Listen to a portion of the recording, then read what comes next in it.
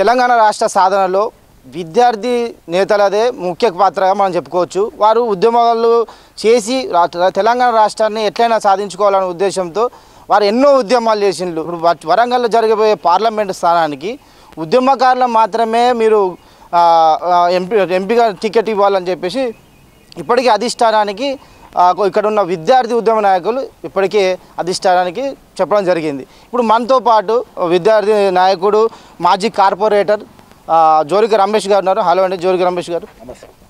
So ఇప్పుడు మీరు MP ticket కావాలని ఇప్పటికే మీరు అధిష్టానానికి పిలిపించింది. సో మీకు అధిష్టానం నుంచి ఏమన్నా వచ్చిందా? అంటే మీకు టికెట్ వస్తే నమ్మకం ఉందా? 100% అన్న. అధిష్టానం నుంచి కూడా 100% మాకు పాజిటివ్గా సంకేతాలు ఉన్నాయి. ఎందుకు చెప్తా ఉన్నా అంటే స్థానికంగా సంబంధించినటువంటి వ్యక్తిని, ఒక ఉద్యమ బిడ్డను కాకతీయ యూనివర్సిటీ కేంద్రంగా చదువుకొని ఉన్నత చదువులు చదువుకొని కేసీఆర్ గారి నాయకత్వంలో తెలంగాణ రాష్ట్రం సాధించాలని చెప్పేసి ఆ నాయకుడి పిలుపు మేరకు తెలంగాణ ఉద్యమంలోకి మా త్యాగాలు ఏదైతే యవ్వన వయసును సైతం జీవితాన్ని కూడా త్యాగం చేసి తెలంగాణ రాష్ట్రం వస్తే ఈ ప్రాంతం బాగుపడుతుంది, ఈ ప్రాంత బిడ్డలకు ఏదైతే జయశంకర్ గారు చెప్పినట్టుగా నీళ్లు నిధులు నియామకాలు ఏదైతే ఆ ట్యాగ్ లైన్ కోసం కేసీఆర్ గారి నాయకత్వంలో పనిచేయాలనేటువంటి ఆలోచనతో తెలంగాణ రాష్ట్రాన్ని సాధించాలనేటువంటిది కసితోనే మేము ఆ రోజు ఉవ్వెత్తున ఎగిసిపడిన తెలంగాణ ఉద్యమంలో పనిచేసినాం, కొట్లాడినాం, జైల్లో పోయినాం, దెబ్బలు తిన్నాం. మా మీద రౌడ్ షీట్లు కూడా అప్పటి సీమాంధ్ర ప్రభుత్వం పెట్టినా కూడా వెనుకడు వేయకుండా కేసీఆర్ గారి నాయకత్వంలో తెలంగాణ రాష్ట్రాన్ని సాధించినాం. ఎందుకంటే మాకు హక్కు ఖచ్చితంగా ఏదైతే తెలంగాణ రాష్ట్రం వచ్చిన తర్వాత గౌరవ ముఖ్యమంత్రి కేసీఆర్ గారి నాయకత్వంలో ఉద్యమంలో ఉన్నాం. ప్రభుత్వం ఏర్పడ్డాక ప్రభుత్వ సంక్షేమ పథకాలను ప్రజల్లోకి తీసుకెళ్లడంలో ఉన్నాం, కష్టకాలంలో ఉన్నాం. ఇప్పుడున్నటువంటి పరిస్థితుల్లో మేము చెప్పుకోదగ్గ విషయం ఏంటంటే ఒకప్పుడు టీఆర్ఎస్ పార్టీ అంటే వరంగల్ అంటే టీఆర్ఎస్ పార్టీ ఏదైతే జాతీయ పార్టీగా రూపాంతరం చెంది బీఆర్ఎస్గా ఏర్పడిన తర్వాత మొన్నటి ఎన్నికల్లో వరంగల్ అసలు మేము ఇన్ని సీట్లు ఓటమి చవి చూస్తామని చెప్పేసి మేము అనుకోలేదు. కానీ ఇప్పుడున్నటువంటి పరిస్థితిలో గత వైభవం పునర్వైభవం వరంగల్ లాంటి ఉమ్మడి జిల్లాలో పోరాటాలకు సంబంధించిన ఉద్యమాల కిల్లాగా ఉన్నటువంటి వరంగల్ జిల్లాలో మరొకసారి బీఆర్ఎస్ పార్టీని పునర్వైభవం తీసుకురావాలంటే మాలాంటి ఉద్యమ నాయకులకే కేసీఆర్ గారికి అవకాశాలు ఇచ్చినట్లయితే గతంలో 20 సంవత్సరాల క్రితం ఈ జిల్లాలో టీఆర్ఎస్ పార్టీ ఏ విధంగానైతే ఉందో మళ్ళొక్కసారి ఇప్పుడున్నటువంటి అధికార కాంగ్రెస్ పార్టీని కూడా ఎదుర్కొని మాలాంటి యువకులకు నాకు కనుక టికెట్ ఇచ్చినట్లయితే ఈ జిల్లాలో పునర్వైభవం ఈ పార్లమెంట్ సెగ్మెంట్లో తీసుకొస్తా అని చెప్పే నమ్మకం ప్రగాఢమైన నమ్మకం నాకుంది. అందుకే మా కేసీఆర్ గారిని కావచ్చు, మా వర్కింగ్ ప్రెసిడెంట్ కేటీఆర్ గారిని కావచ్చు, హరీష్ రావు గారిని కావచ్చు, మా జిల్లా మాజీ మంత్రులు ప్రజాప్రతినిధులందరినీ కూడా కలిసి అప్పీల్ చేయడం జరుగుతూ ఉంది.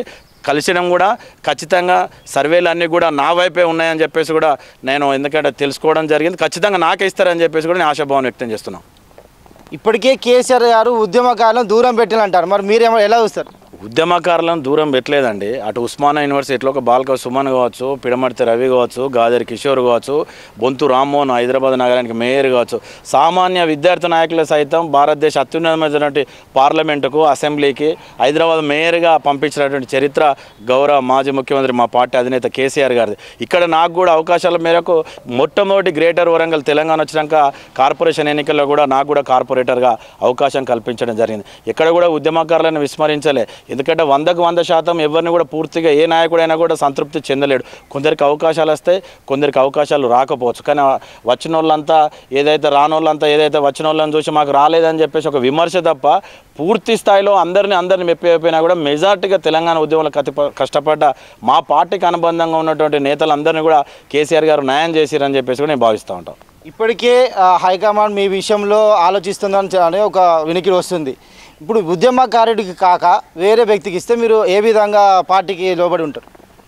అంతిమంగా పార్టీ నేనేమనుకుంటా ఉన్నానంటే ఈ వరంగల్ లోక్సభ సెగ్మెంట్ పరిధిలో ఉన్నటువంటి 7 అసెంబ్లీ నియోజకవర్గాలు ఏవైతే వరంగల్ తూర్పు నియోజకవర్గం, పశ్చిమ, స్టేషన్గానపురం, పరకాల, వర్ధనపేట, పాలకుర్తి, భూపాలపల్లి ఈ 7 అసెంబ్లీ సెగ్మెంట్లలో ఎవరికి విస్తృత పరిచయాలు ఉన్నాయి. ఉద్యమ కాలం నుంచి నేటి వరకు కూడా అక్కడ విద్యార్థులకు కావచ్చు, యువకులకు కావచ్చు, సామాన్య మానవులకు కావచ్చు, పార్టీలకు అతీతంగా మాకు విస్తృతమైనటువంటి సంబంధాలు ఉన్నాయి. ఈ 7 అసెంబ్లీ నియోజకవర్గాల్లో మాకు విస్తృతమైనటువంటి పరిచయాలు ఉన్నాయి. ఏం భూపాలపల్లి నుంచి మొదలు కూడా పాలకుర్తి వరకు వెళ్ళినా, ఇటు స్టేషన్ గన్పూర్ నుంచి పరకాల వైపు వెళ్ళినా కూడా విస్తృతంగా అన్ని రకాలుగా అన్ని రాజకీయ పార్టీలతో సత్సంబాలు ఉన్నాయి. మేము అనుకుంటా ఉన్నాం, కోల్పోయిన చోట పార్టీని మళ్ళొకసారి బలోపేతం చేయాలంటే సామాన్యులైనటువంటి ఉద్యమకారులు అయినటువంటి మమ్మల్ని పెడితేనే ఇక్కడ పార్టీ బతుకుతున్నటువంటి ఆలోచనతో మేమున్నాం.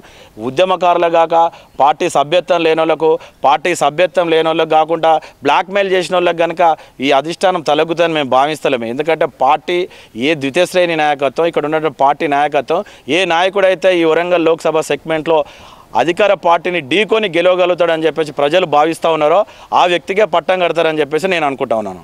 చెప్పండి, ఇప్పుడు మీరు పార్లమెంట్ అభ్యర్థిగా మీ టికెట్ వస్తే ప్రజలకు మీరు చెప్పేది ఏంది? మీరు ప్రజలకు ఏం చేస్తారు?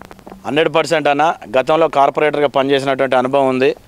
యూనివర్సిటీ నుంచి విద్యార్థి రాజకీయాలను అధ్యయనం చేసుకొని పెద్ద పెద్ద నాయకులను కూడా అధ్యయనం చేసినటువంటి చరిత్ర మాకుంది. ఖచ్చితంగా ఈ వరంగల్ లోక్సభ సెగ్మెంట్ పరిధిలో ఉన్నటువంటి 7 అసెంబ్లీ నియోజకవర్గాలకు ప్రజలకు కావాల్సినటువంటి ఈ పార్లమెంటు పరిధిలో ఉన్నటువంటి ప్రజలకు కావాల్సినటువంటి మౌలిక సదుపాయాలు కల్పనే ధ్యేయంగా కావచ్చు, ఇక్కడ ఉన్నటువంటి యువత ఏదైతే అన్ఎంప్లాయ్మెంట్ అంతా కూడా ఏదైతే ఉద్యోగ కల్పనే ధ్యేయంగా పనిచేయడం కావచ్చు, ఏదైతే ఉమ్మడి రాష్ట్రంలో ఆంధ్రప్రదేశ్ పునర్విభజన చట్టంలో తెలంగాణ రాష్ట్రం ఏర్పడ్డాక ఈ వరంగల్ లోక్సభ పరిధిలో ఉన్నటువంటి ఏదైతే కాజిపేటకు రైల్వే కోచ్ ఫ్యాక్టరీ రావడంలో ఇప్పుడు ఉన్నటువంటి ఎన్డీఏ బీజేపీ ప్రభుత్వం వైఫల్యం చెంది అటువంటి పెద్ద పెద్ద ప్రాజెక్టులు, అటు పక్కనే ఉన్నటువంటి మైబాద్ సెగ్మెంట్లో బయ్యారం ఉక్కు ఫ్యాక్టరీ సాధించడంలో కావచ్చు, ఈ ప్రాంతంలో రైతులు ఎదుర్కొంటున్నటువంటి సమస్యలు కావచ్చు, ఈ ప్రాంతంలో ఈ నియోజకవర్గ పరిధిలో ఉన్నటువంటి మహిళలకు ఉపాధి అవకాశాలు పెట్టడం కావచ్చు, అన్ని రకాల అన్ని సామాజిక వర్గాల ప్రజల అభ్యున్నతి ధ్యేయంగా పనిచేస్తా మాట్లాడేటువంటి సత్తా ఉంది.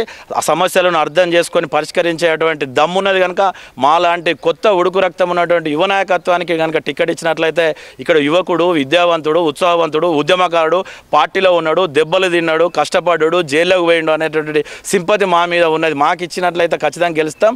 ప్రజలు ఎన్నుకున్నటువంటి నమ్మకాన్ని వమ్ము చేయకుండా ప్రజలు ఏ ఆకాంక్షల మేరకైతే మమ్మల్ని గెలిపిస్తారో ఆ ఆకాంక్షలకు అనుగుణంగా పనిచేస్తా భారత పార్లమెంట్లో ఈ వరంగల్ వాణిని వినిపించి వరంగల్ పార్లమెంటు పరిధిలో ఉన్నటువంటి 7 అసెంబ్లీ నియోజకవర్గ ప్రజల సమస్యలే అభివృద్ధి ధ్యేయంగా పరిష్కరించడానికి పనిచేస్తానని చెప్పేసి నాకు నమ్మకం ఉంది. కేసీఆర్ గారు ఉద్యమకారులకు ఇచ్చి ప్రధానంగా టికెట్ ఇచ్చి నాకు మాత్రం ఇస్తే ప్రజలలో నేను తిరిగిన ప్రజల గురించి నాకు తెలుసు, ఒక విద్యార్థి నాయకుడిని నేను, ప్రజలకు ఏదైతే మంచి జరుగుతుందో నాకు ఆ ప్రతిదీ తెలుసు కాబట్టి నాకు టికెట్ ఇచ్చి వరంగల్ ప్రజలకు సేవ చేసుకునే విధంగా నన్ను ప్రోత్సహించాలని చెప్పేసి ఇప్పటికే జోరుగా రమేష్ అంటున్నారు. కెమెరామెన్ నయంతో దిలీప్, KTimes TV.